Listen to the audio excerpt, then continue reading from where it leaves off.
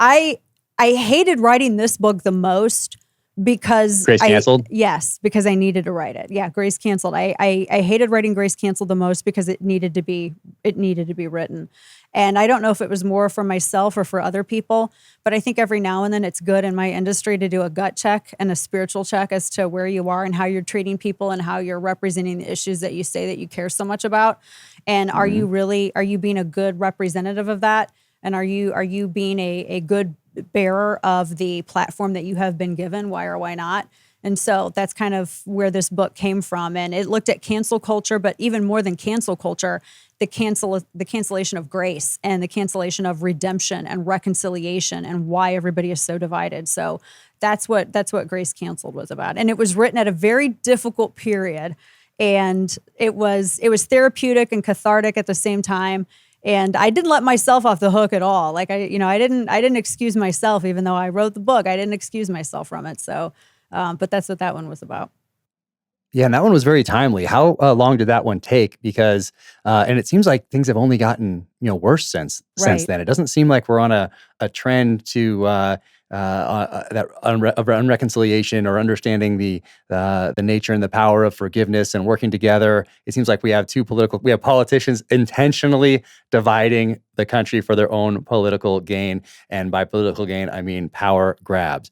And so it seems like Grace Canceled was so timely, and it's timely right now, even more so because things have, it seems anyway, have just gotten worse, and people are just so mean and nasty online, and people see our elected representatives see opportunities to exploit horrible situations to divide us further so that they solidify a base and take more power for themselves. And so how long did it take you to write Grace Canceled? Because it was so timely when it came out, and it continues to be so timely today. And that, well, I think it was kind of in fits and starts. So the very beginning of the book, I wrote the introduction in like one sitting, and I wrote a couple of chapters in one sitting. And then there were portions that I kept in and some things that started going, you go in and you edit. And I wanted it to be just very concise and very straight, no chaser. And ultimately, I think the editing process took the longest, but maybe just a few months to really write this book and to go through it. And I mean, you know how it is. You try to write every single day, and you write even though it's awful, so that you can train your mind to engage in that practice every single day. It's very much disciplined and a discipline. But because so much of this was there were so many things that were happening in this book that were germane to the whole title of the book. So I was going back even during the editing process, like, oh, I have to add this in. I thought my editor was going to strangle me. God love him.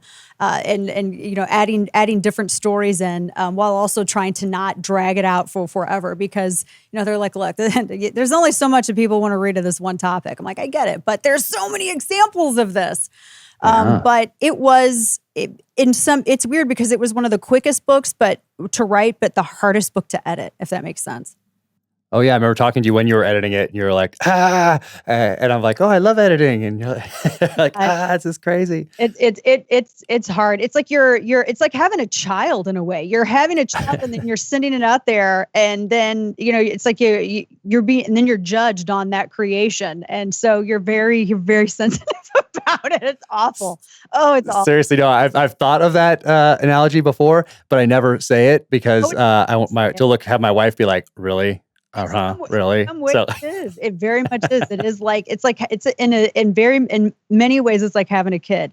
It's like, if your kid plays sports and they're not great at basketball, they're not great at football, you're looking around at the other parents like, oh, hope he didn't see it. Well, and you're releasing something into the world. It's like out of the nest, like 18 and up you go, and here you are into the world, and good luck. And that's kind of, in that respect for sure, releasing that out there. But so in mine, and I talk about it and I think about it all the time because it's so much at the forefront. It seems like, the First Amendment used to be something that we could all gather around. Growing up, I remember, so I was born in the 70s, and so the 80s was really my formative years. And I remember growing up and my parents talking about Martin Luther King and talking about content of character. Like in the 80s, if you grew up in the 80s, like that was, Martin Luther King, and it was content of character, not color of skin and all that sort of thing. So that was and then the First Amendment was something that everybody, right, left, center, whatever. Like that was something as Americans that we could rally around. Second Amendment, even back then, it's contentious here and there. But the first, that was something that we will fight for your right to say it, especially if we disagree with you.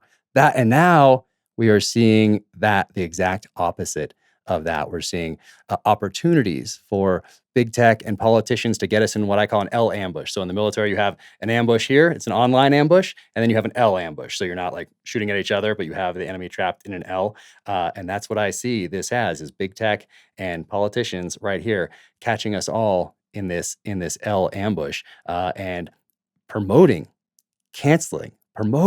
even if private companies can do certain things and that's fine. But we used to act in the spirit of the First Amendment, even if they were private companies. Now, the exact opposite is true. We're seeing opportunity to subvert that First Amendment because we're private companies. And we have this political private industry cabal with big tech where they can get away with doing this and acting in a way that is not in concert with the First Amendment. So it's hard to see that as a parent and watching our kids have to deal with this growing up. But it seems like we're just becoming more and more divided. And so something I think about every day with kids, and knowing that, hey, decisions we make today don't just affect us in the next election cycle, they affect our kids, our grandkids, their kids going forward. So